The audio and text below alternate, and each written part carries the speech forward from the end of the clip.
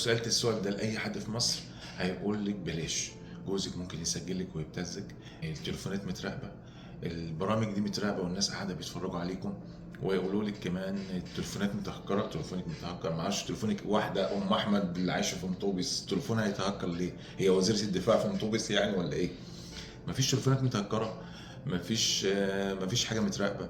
البرامج دي مفيش بشر متداخل معاها، يعني مفيش حد بيراقبك ولا حد شايفك، البيت امان. وفكرة ان جوزك بقى هيسجل لك وهيبتزك، لو انت فكرت في كده، لو الموضوع ده جاب بالك، انصحك تطلقي. كون ان الواحده تبقى عايشه مع واحد ومتصوره انه ممكن يسجل لها ويفضحها ويبتزها، كون ان انت وصلت للمرحله دي، يبقى الطلاق افضل كتير.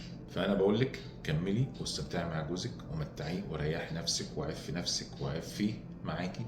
ومفيش اي حاجه غلط في الكلام ده، لا في حاجه غلط ولا عيب ولا حرام ولا اي حاجه. ده جوزك حبيبك المتغرب وطافح الدم عشانكم. فاقل حاجه تعمليها انك تتجاوبي معاه في حاجه زي كده.